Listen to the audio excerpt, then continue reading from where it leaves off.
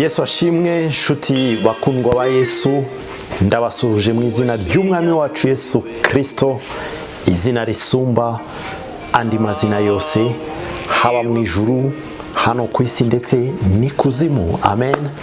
Mana nkuru, mu izina rya Yesu ngushimiye kuri ubu buntu wongeye kutugirira uyu munsi budasanzwe. Mwuka wera w'Imana ni wowe ushobora gusobanura, ni wowe ushobora kwemeza, ni wowe ushobora gukora ndetse no kwigisha ibyo umwana w'umuntu adashobora kwigisha mugenzi we. Niyo mpamvu nguhamagaye ngo ubane nanjye ndetse ubane n'umuntu wese ari bukurikire ubu butumwa mu izina rya Yesu. Amen. Titre wabonye ni titre nziza cyane. Kwiyiriza ni byiza, gusenga ni byiza, ariko ubikoze uko bikwiriye nibyo by'agaciro gakomeye. Hari abantu benshi biyiriza bakica umubiri ubusa, akiyiriza agafata amasengesho y'iminsi 3, y'iminsi 7 se, y'iminsi 40, ariko kuva mu gitondo kugeza nimugoroba wamubaza umurongo yasomye muri Bibiliya rekada, wamubaza ubutumwa bwiza yumvise shwida, wamubaza amasengesho yasenze nubwo yaba ari iminota 10 shwida. No kuvuga ko we akava mu rugo akajya ku kazi, yava ku kazi akajya mu rusengero bagasenga ya masaha ya nimugoroba hamwe n'abandi rusange, yarangije agataha akarya, ejo agakomeza kwiyiriza. Kenshi biba byica umubiri, usanga wiyirije umubiri wawe upfuye ubusa. Mu buryo bw'umwuka nta gisubizo ukuyemo, uko winjiye niko usohotse. Siko Imana ibidushaka. Igihe cyo kwiyiriza, igihe cyo gusenga no kwiyiriza ubusa siko Imana ibishaka. Imana ibishaka ko niwinjira mu gihe cyo kwiyiriza ugira icyo uvanamo mu buryo bw'umwuka. Ntago wiyiriza kugira ngo unanuke, no. Nubikora gutyo uzavanamo indwara, ndabikubwije ukuri. Ntago wiyiriza kugira ngo unanuke, keretse utari muri gahunda yo gusenga. Hari mu buryo nk'Iburayi bandikira abantu kwiyiriza kugira ngo bate ibiro, ibyo ni ibijyanye n'umubiri. Ariko we nuza hano kwiyiriza, abandi barimo gusenga, wowe ukavuga uti ndaje kwiyiriza kugira ngo ngabanure ibiro, ni ibibazo bikomeye. Twebwe turi mu gusenga no kwiyiriza. Titre nziza cyane ivuga ngo impamvu 8 zituma twiyiriza ubusa bigakora ku mutima w'Imana tugasubizwa. Ni titre nziza, ni teme nziza cyane. Impamvu 8 zituma twiyiriza ubusa bigakora ku mutima w'Imana tugasubizwa. Bavandimwe, biba byamfasha umwanya uhagije kugira ngo ntegure izi nyigisho. Niyo mpamvu nawe senza umwuka w'Imana agusange, akumanukire, ubashe kuzisobanukirwa mu buryo bw'umwuka, havemo umusaruro mwiza.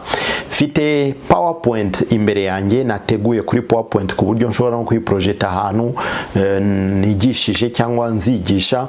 Ariko uyu munsi ni wowe nanjye, sibyo? Aho ndi nawe aho uri, mu gihugu urimo, mfite PowerPoint imbere yanjye iteguye neza cyane. Niyo mpamvu ndi bunasome kugira ngo usobanukirwe neza. Nabiteguye kubw'ubuntu bw'Imana. Imana, umwuka w'Imana mfashe kugira ngo tubashe gusobanukirwa izi mpamvu 8. Mbere yo gusobanukirwa izo mpamvu 8, ni byiza cyane ko hari ibibazo 5 turi bwibaze.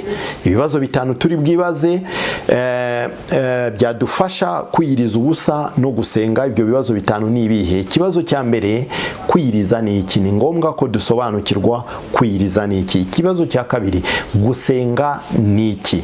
Yes, gusenga ni iki? Ikibazo cya gatatu, ni gute twakwiyiriza neza kandi bigendanye n'ijambo ry'Imana nk'umukristo? Icyo ni ikintu ugomba kwicara ukavuga uti mpora niyiriza buri munsi. Ariko se niki wakora? Ni gute ushobora kwiyiriza bijyanye n'ijambo ry'Imana? Ikibazo cya kane, ninde ukwiriye kwiyiriza? Iki nacyo ni ikibazo cyiza. Ikibazo cya gatanu, kwiyiriza kumara igihe kingana gute cyangwa iminsi ingahe? Amen. Ibi tugiye kubiganiraho byose. Kwiyiriza ni iki? Nicyo kibazo cya mbere twaganiriyeho. Kwiyiriza ni ijambo ryitwa cyangwa se mu gifaransa ni jeûne cyangwa fasting mu cyongereza, sibyo?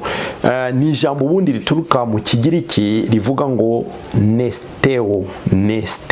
Iyo nesteo biba bisobanura kwima ibiryo cyangwa ibyo kunywa.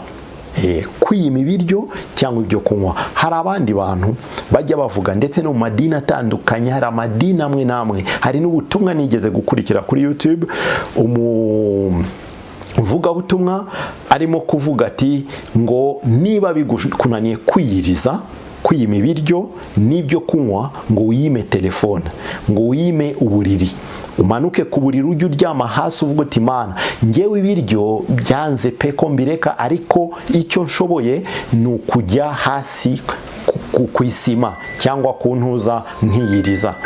Amen. Kwiyiriza ubusa gutyo nibyo, ati nkiyiriza hasi, nkajya hasi ku isima. Ibyo ngibyo nibyo bijya bikorwa n'abantu bamwe na bamwe, ariko mbabwiza ukuri, ubwo ni ubunebwe. Iyo ni inzira shortcut abantu baba bashyizeho kugira ngo biyorohereze ibintu byo kwiyiriza, biyorohereze. Ibyo ntago ari byo. Nesteo ni ukwima icyo kurya n'icyo kunywa. Kandi ukurikije kuva isezerano rya kera, Bibiliya itwereka inshuro 41 muri Bibiliya, kuva mu itangiriro kugeza mu byahishuwe, hari ijambo kwiyiriza, jeûne, uburyo butandukanye bwo kwiyiriza. Ayo maverse yose adusobanura uburyo ki kwiyiriza byabaga. Mu isezerano rya kera barakoze kwiyiriza cyane. Mu isezerano rishya Yesu ubwe niwe wahereye ku gikorwa cyo kwiyiriza. Ni ukuvuga ko si umuhango w'abanyedini, ni umuhango uri biblique, ni umuhango Bibiliya yemera, ni umuhango ijambo ry'Imana ryemera, mwiza cyane, udufasha mu rugendo rwacu rw'agakiza. Bene data, hari inkuru imwe bigeze kutubwira mu rusengero, umukozi w'Imana umwe yari yicaranye mu ndege n'umuntu, bicaye ku ntebe imwe, noneho bazana ibiryo, uriya ahakana, undi we agafata, bazana icyo kunywa, undi agahakana. Wa mupasiteri aravuga ati nicaranye na mwene data tu, uyu ni mwene data twicaranye, kuko ikintu cyose bazanaga cyo kurya yarangaga. Arangije amukora, aramubuhuza, amakuru nitwa kanaka, undi ati nanjye nitwa kanaka. Ati ariko mfite akabazo k'amatsiko, nabonye ibintu byose bakuzanira urimo kubyanga, wiyirije? Undi aramusubiza ngo wibi niyirije. Imana ihabwa icyubahiro. Undi aramubwira ati nanjye ndi umukozi w'Imana, ndi umupasiteri, n'ubu uru rugendo ndimwo hari ahantu ngiye kuvuga ubutumwa. Undi aramureba araseka ati okay, nanjye niyirije, ariko ngiye ntago ndi umupasiteri, ngiye ndi umukozi wa Satani. Undi ati ambo? Ati ndi umukozi wa Satani, hari igikorwa gikomeye dufite mu minsi iri imbere, niyo mpamvu badutegetse kwiyiriza iminsi, tutarya tutanywa. Pasiteri aravuga ati ngaho rero ni ubwa mbere bimbayeho mu buzima.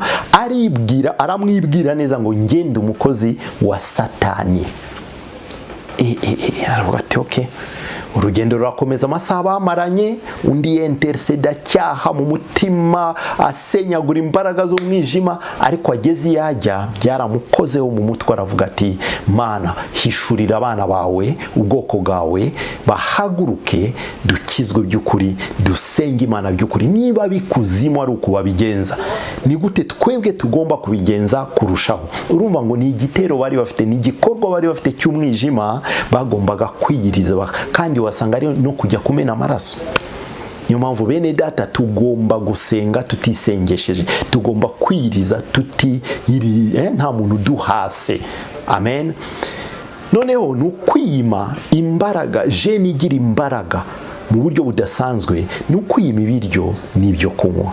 Ntimugakurikize abo bantu babashyiramo intege nke, ngo yime telefone, yime uburiri, yime inyama. Hari idini rimwe rijya ryiyima inyama, ngo mu minsi yo kwiriza 40 bakiyima inyama, ibindi biryo bagakubita. No, kwima ibyo kurya n'ibyo kunywa, iyo niyo jene nyayo ugomba gukurikiza.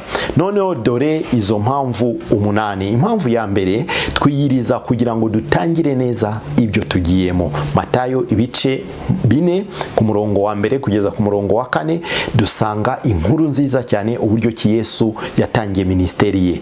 Iminsi 40 n'amajoro 40 atarya, bigeze aho arasonza.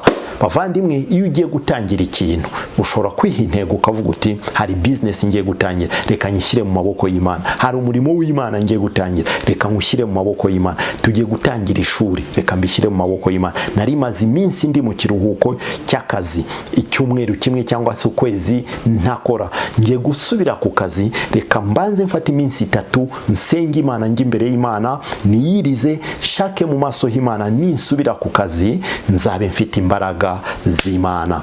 Igikorwa cyose ugiye gutangiza byaba byiza ugitangizanya amasengesho nk'umukristo, bitanga umusaruro ushimishije. Icya kabiri, twiyiriza ubusa kugira ngo duhabwe imbaraga z'Imana. Luka 4 ibice 14, Yesu yahawe imbaraga z'Imana avuye mu masengesho y'iminsi 40. Imana ijya idushoboza. Iyo watentebutse mu mwuka, ni byiza cyane, ushobora gupanga ukavuga uti ngiye kwiherera iminsi 3, ngiye kwiherera iminsi 2, ngiye kwiherera iminsi 7 n'Imana. Natentebutse, singisoma ijambo ry'Imana uko bikwiriye, singisenga uko bikwiriye, sinkiyiriza uko bikwiriye, singiterana uko bikwiriye, ukumva mu mwuka hari ukuntu wagabanukiwe. Ni byiza cyane gufata umwanya wo kwiyiriza no gusenga Imana. Amen. Icya gatatu, twiyiriza ubusa kugira ngo twatse impano z'Umwuka Wera muri twebwe. Timoteyo wa 2 igice cya mbere murongo wa 6, hari igihe impano zipfa. Abahanura, abigisha, abavugabutumwa, abaririmbyi se, hari impano Imana yagushyizemo, igitondo kimwe ukabona ntirimo gukora neza. Iyo ugiye imbere y'Imana ugacana umuriro, ukiriza iminsi 3, iminsi 7, iminsi 4, iminsi 5, muvandimwe, umwuka w'Imana wongera uramanuka. Erega iyo dusenga bifungura ijuru, bifungura gukora kw'ijuru mu buzima bwacu twe turi hano ku isi. Umwuka w'Imana arakora. Iyo tudasenze, umwuka w'Imana araryama pe, tukaba abantu basanzwe nk'abandi bose. Uri umukristo, aho unyuza abantu bose bakabona bati uyu muntu vraiment nta kimurimo kabisa, wavuga ijambo reka da, washaka abantu bawumva iryo reka, ukabona ibintu byose nta kirimo kugenda. Kubera iki? Kubera ko nta presence y'Imana iri muri wowe. Iyo ubonye bene ibyo, irukanka vuba ujye mu masengesho, Imana igusubizamo izindi mbaraga z'Umwuka Wera mu buryo bukomeye. Amen. Icyo cyari icya gatatu. Icya kane, bavandimwe, icya kane, twiyiriza kugira ngo umubiri wacu wumvire Umwuka Wera. Abagalatiya 5:24 kugeza kuri 25. Bavandimwe, imirongo sindi wisome yose kugira ngo ncunguze uburyo umwete, kandi ni na devoir nguhaye wowe nawe ufungure Bibiliya yawe ubashe gusoma. Kandi iyo mukurikira babasomera imirongo gutya, mujye mugenzura, mujye muba nk'abakristo b'ibereya. Bibiliya itubwira ko bari bafite ubuhanga budasanzwe bwo kugenzura ibyanditswe. Hari video imwe nakurikiye ejo n'uyu munsi, narebye kuri YouTube, titre numva iraryoshye, ndayikurikira. Umuntu yabwirizaga mu Gifaransa, agasoma umurongo, najya kuverifiya nsanga umurongo yasomye siwo. Nkeka ko ari ibisanzwe. Nyuma gatoya yongera gusoma undi murongo, njya kuverifiya muri Bibiliya, ariko uwo yasomye kuko yavuze ngo muri Yakobo 6. Avuze Yakobo 6, ndavuga ni ibi ntibibaho. Yakobo 6 sibaho. Bakunzi ko Yakobo igarukira kuri 5. Njya muri Bibiliya, ndafungura nsanga yibeshye. Aho kuvuga Yakobo 4 yavuze Yakobo 6. Ndave iryo jambo narindize mu mutwe, ndangije ndareba nsanga yibeshye cyane. Yakobo 6 ntibaho. Ni nkuko wavuga ngo ibyakozwe n'intumwa ibice 29 ntibibaho. Amen. Ndagenzura nsanga yibeshye. Ndavuga ni kwibeshya 20 mu butumwa bw'iminota bwari bufite iminota niba ari 13 gutya, ni erere ikomeye. Niyo mpamvu mujye mugenzura ibyo dusomye, nimusanga harimo ikosa ntimudutuke. N'uwo mwene data sinamuciriyeho urubanza, ashobora kwibeshya, bibaho cyane rwose, kwibeshya bibaho. Nubwo yibeshye kabiri mu mirongo mikeya yasomye, bibaho. Nawe nubibona gucyandika muri comment gusa uti hano mwibeshye, natwe turabikosora. Amen. Ariko ntutuke, ntuvuge nabi, bibaho, bikwibeshya bibaho. Amen. Ni ubwo ni ukuvuga ko iyo ushatse kugira ngo umubiri wawe wumvire umwuka, upfukamire umwuka, kuko ni kenshi cyane umubiri wumvira kamere, ariko iyo umwuka yuzuye muri wowe, umubiri arumvira. Icyo gihe umubiri yumviye umwuka, kamere kubitwa hasi. Ntushavura uko washavuraga, ntuvuga nabi uko wavugaga nabi, ryarari ryo mu mubiri ntiribaho nk'uko ryari rimeze. Niyo mpamvu ari byiza cyane kwiyiriza kugira ngo umubiri ukubitwe hasi, umwuka azamuke muri wowe. Iyo bimeze gutyo, n'ibyaha biragabanuka muri wowe. Umurongo uravuga ngo abakristo Yesu babambanye kamere n'iruba n'irari byayo. Kuri 25, niba tubeshwaho n'umwuka, tujye tuyoborwa n'umwuka. Iyo bimeze gutya, ibyaha biragenda bikabura muri twebwe, kuko umubiri turawutsinda. Amen. Ni ikintu gikomeye cyane.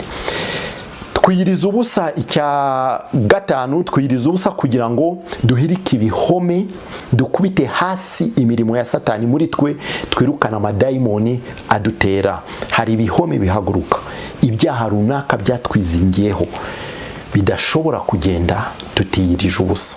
Hari amadayimoni adutera bidashoboka na rimwe ko atuvamo. Muribuka muri Matayo 17 ku murongo wa 21 ngo bene ayo madayimoni, bene iyo dayimoni ntishobora kuvamo hatabayeho gusenga no kwiyiriza ubusa.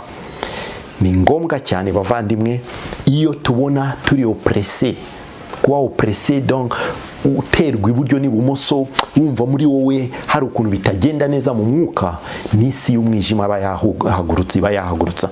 Ni byiza cyane ko twiyiriza tugasenga Imana, iyo myuka igakubitwa hasi mu izina rya Yesu Kristo. Ndakwinginze mwene data, umukristo wundi yarakwiriye kuba afite mu cyumweru nk'iminsi 2 mikeya, nk'iminsi 2 yo kwiyiriza. Ukavuga uti kuwa kabiri sinzajya ndya, nzajya mfungura nimugoroba wenda cyangwa mu gitondo. Kuwa gatanu, urwo ni urugero, iminsi umwe 2 cyangwa se umunsi umwe baza. Yewe hari noneho abagira n'iminsi 3 yo kwiyiriza bashaka amaso y'Imana. Imana idushoboze, kuko iminsi turimo ni iminsi mibi cyane. Umuntu utazegera Imana cyane ntazasobanukirwa Imana, ntazasobanukirwa amacenga n'amayobera arimo kubera kuri iyi si, ashaka kuvana Imana mu bantu. Muvandimwe, kwiyiriza ni by'agaciro gakomeye cyane. Iyo hari ibihanda byahagurutse bishaka kukurwanya, ujye wiyiriza, winjire mu cyumba. Ntuzajya utegereza kwa kwiyiriza ko ku rusengero. Murazi ko hari insengero nyinshi zigira kwiyiriza iminsi 40 rimwe mu mwaka, iminsi 21 rimwe mu mwaka. No, ibyo si byo. Ubundi itorero ry'Imana rihora ryiriza risenga.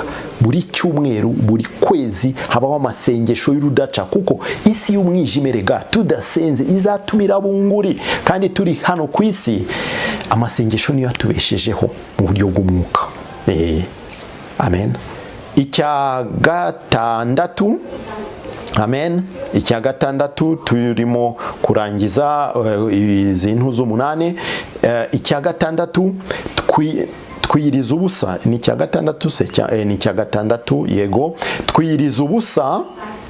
Amen.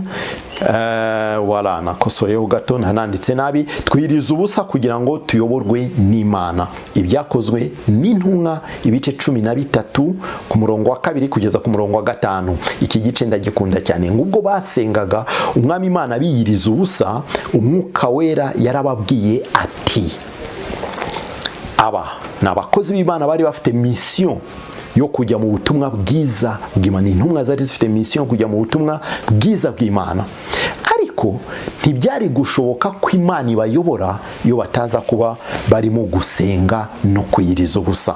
Iki gice kiratubwira ngo ubwo basengaga umwami Imana biyiriza ubusa, umwuka wera yarababwiye ati, ati mundobanurire Barinaba na Sawuli bankorera umurimo mbahamagariye gukora. Sawuli ni Paulo. Nuko bamaze kwiyiriza ubusa no gusenga baherako babarambikaho ibiganza barabohereza. Paulo aha yari amaze gukizwa mu bice 9 by'ibyakozwe n'intumwa. Hanyuma aha yari agiye gutangira imirimo ikomeye, umukozi w'Imana tukubaha cyane, dukunda cyane, ngira amatsiko menshi yo kuvuga nti Yesu, umunsi nzagera iwawe uzanyereke Paulo. Kunda Paulo mu buryo budasanzwe, mu buryo bw'ivugabutumwa. Urugero rwa mbere ndeberaho, natwe tugomba kureberaho twese, ni Yesu. Urugero rwa kabiri ni Paulo. Imana yamukoresheje ibintu bikomeye. Iki gihe barabasengera, barabohereza. Hari ibintu byinshi utazasobanukirwa na gato hatabayeho kuyiriza no gusenga. Iyo ushatse gukora urugendo, iyo ushatse gukora business runaka, iyo ushatse kujya gusaba akazi ahantu ariko ukabona bitarimo gusobanuka neza, fata amasengesho yo gusenga no kuyiriza, uhamagara ijuru rikuyobore. Amen. Iyo tuyobowe n'Imana buri gihe cyose tugwa ku byiza, ariko iyo tuyobowe n'irari ryacu cyangwa n'isi, kenshi hari ibibazo duhura nabyo kandi twikururiye. Ariko iyo tugiriye ubuntu bwo kuyoboza Imana, ibintu bigenda neza cyane. Amen. Ibintu bigenda neza cyane.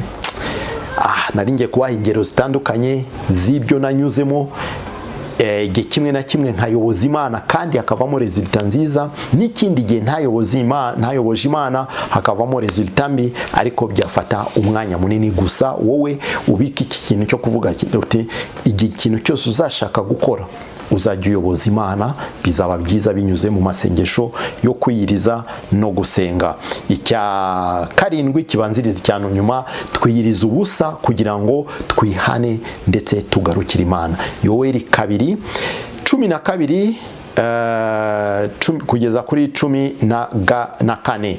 Yoweri, igitabo cya Yoweri, ijambo ry'Imana riravuga ngo ariko nubu nimungarukire n'imitima yanyu yose, mwiriza ubusa, murire muboroga. Kuri 14, imitima yanyu aba ariyo mutanyura, mureke imyenda yanyu. Ziko mu isezerano rya kera abantu baritanyuraga imyenda bakisiga ivu, bakambara amagunira nk'ibimenyetso by'uko baciye bugufi imbere y'Imana. Ariko aha Imana iratugira inama dutanyura imitima yacu. Mu yandi magambo, aba ariyo tujyana imbere y'Imana tuvuga tuti Imana, imitima yacu yuzuyemo ibibi bingana gutya, bikuremo tuje imbere yawe, twikubita imbere yawe, twihana kugira ngo wongere utwumve. No kuvuga ko twiriza ubusa kugira ngo twihane ndetse tugarukire Imana.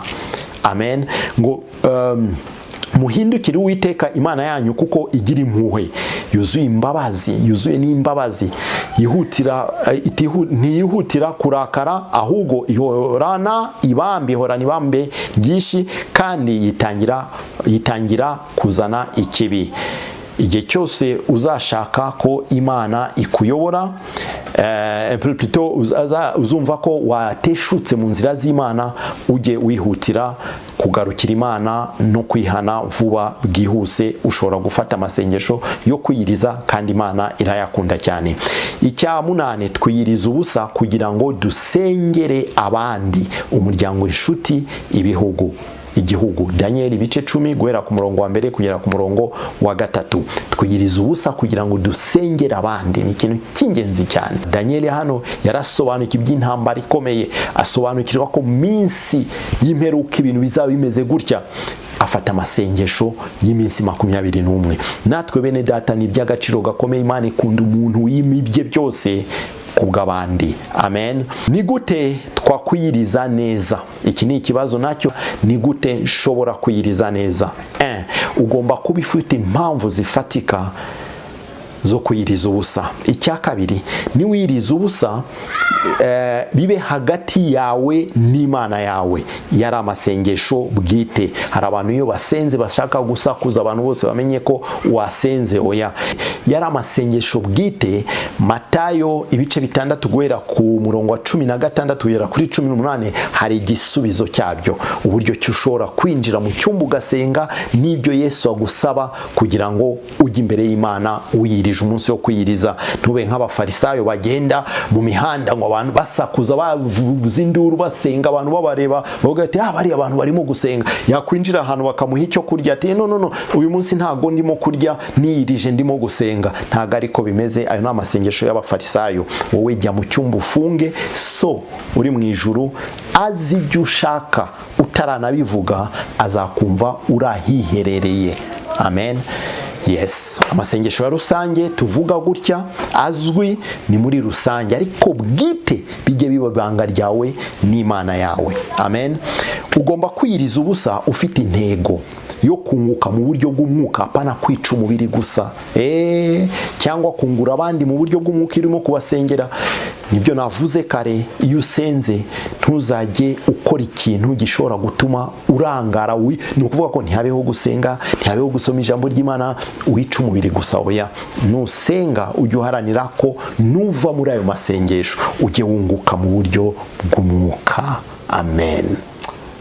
Imana idufashe muri iyi minsi tuzayasoze twungutse mu buryo bw'umwuka, dusenga cyane, twiyiriza uko bikwiriye, dusoma ijambo ry'Imana tukarisobanukirwa, tukarishyira no mu bikorwa, twanga icyaha n'igisa nacyo, tugitinya bibi cyane. Imana idufashe dushoboze kubw'ubuntu bwayo mu izina rya Yesu Kristo. Amen, amen, amen, amen, amen, amen. Haleluya. Ugomba kugira umwanya wo gusenga. Iyo uri mu gihe cyo gusenga ugomba kugira umwanya wo gusenga. Amen. Ugomba kugira umwanya wo gusenga ukigomwa ibintu byinshi bikurangaza. Urugero, Facebook, za WhatsApp, za YouTube zidafite umumaro. Niba ujya kuri YouTube genda ujye kumva ijambo ry'Imana uri mu gihe cyo gusenga. Wirinde bya bintu byose by'iburyo n'ibumoso bikurangaza. WhatsApp gabanya ushatse unayiveho. Ikindi, ugomba kugira umwanya wo gusoma ijambo ry'Imana. Nabivuzeho ariko reka nongere mbisubiremo. Ntukirize udafite umwanya wo gusoma ijambo ry'Imana. Soma ijambo usobanukirwe. Iyo urimo gusenga ububwira Imana, ariko iyo urimo gusoma ijambo ry'Imana, Imana ibikuganiriza noneho. Ntuzategereze kumva ngo Imana yakuganije binyuze mu muhanuzi runaka. No, ubuhanuzi bwuzuye bw'ukuri ni Bibiliya. Iyo utangiye gusoma ijambo ry'Imana, ni Imana noneho ibirimo kukuganiriza. Umwanya wo kuba ugomba kugira umwanya wo kuba muri atmosfere y'Imana. Atmosfere y'Imana no kuvuga iki? Uri mu kazi, shyiraho uturirimbo tworoheje tw'Imana. Niba ahantu uri bikwemerera, bitakwemereye bireke ubikora. Uri mu rugo, uri mu rugo rwawe, shyiraho indirimbo z'Imana mu nzu.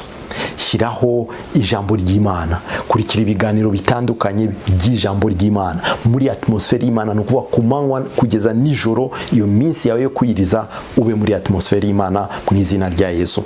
Igihe wiyiriza ubusa ni ibihe byiza byo kugira neza, nkuko Yesaya 58 guhera ku murongo wa 6 kugeza ku murongo wa 9 bidukangurira. Ni igihe cyiza cyo gufasha imfubyi, cyo gufasha abapfakazi, cyo gufasha umuntu utishoboye kugira imirimo myiza. Ni byiza cyane iyo ufite amasengesho y'iminsi 3, 7, 21 myinshi. Ni byiza cyane. Yewe binashobotse teranya amafaranga wari ukwiriye gukoresha muri iyo minsi. Niba wiyimye ibiryo mu gitondo, ukiyimye ibiryo nijoro, ayo wagakoresheje nusoza aya masengesho ushaka umuntu w'umukene utishoboye, umuha ayo mafaranga cyangwa umugurira ibyo kurya cyangwa umugurira imyenda. Ni iby'agaciro gakomeye cyane. Amen. Yesu ashimwe cyane. Amen. Ninde ukwiriye kwiyiriza? Umuntu ukwiriye kwiyiriza wese mbere na mbere ni umuntu wavutse ubwa kabiri, wakiriye Yesu Kristo nk'umwami n'umukiza w'ubugingo bwe, agasobanukirwa inzira y'agakiza. Ibyo niyo muntu wa mbere ashobora kwiyiriza, kuko abashaka connection na contact n'Imana ye. Amen. Yes. Umupagani se yakwiriza ashaka iki kwanza? Ntibishoboka. Umuntu wakijijwe aba yemerewe kwiriza, aba agomba guharanira icyo kintu. Ahubwo Satani aramurwanya cyane kugira ngo atiyiriza, ariko ugomba kubiharanira, kwiyiriza no gusenga. Umuntu wa kabiri ni umunyedini. Abanyedini, abafarisayo n'abasadukayo bariyiriza nabo, no ku bwa Yesu bariyirizaga. Na kera mu isezerano rya kera, mu gihe cyano Yona, murabyibuka, Yona amaze kujya i Ninewe, umwami ashyiraho itegeko ngo n'amatungo yose yirije. Bariyiriza nabo.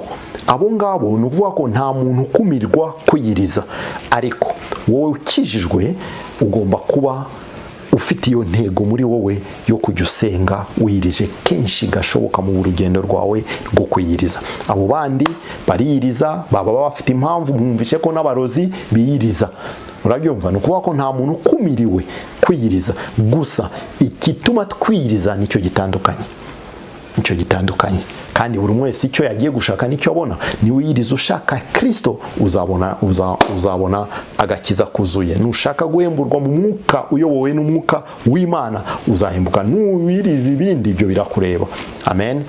Ikibazo cya nyuma dushobora kwibaza kandi tunasubiza, kwiyiriza kumara igihe kingana gute cyangwa iminsi ngahe?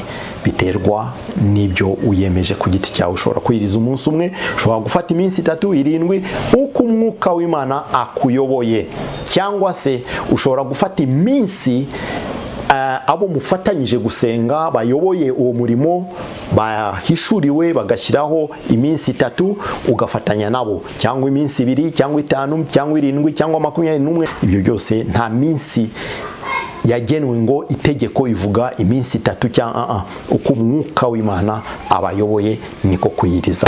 Imana ibaha umugisha. Nshuti, mwakoze cyane, ndabakunda. Amahoro y'Imana, ubuntu bwa Kristo bikomeze biganze kuri buri umwe wese. Nawe utarakizwa, uharanira ikintu cyose cyatuma wakira Yesu Kristo nk'umwami n'umukiza w'ubugingo bwawe. Ntuzareke guharanira gushaka kumenya Kristo, ntuzabireke. Haranira, n'urugendo turimo kujyamo kandi rwiza cyane. Yesu abaha umugisha. Mana, ndagushima kubw'uyu mwanya mwiza uha umuntu wese wakurikiye ubutumwa gusobanukirwa no kuva mu rwego ajya mu rundi, mu izina rya Yesu, amen. Ndabakunda mu izina rya Yesu. Nitwa Patrick Kamanzi. Ijoro ry'umugisha harimera mu butumwa kwitorero.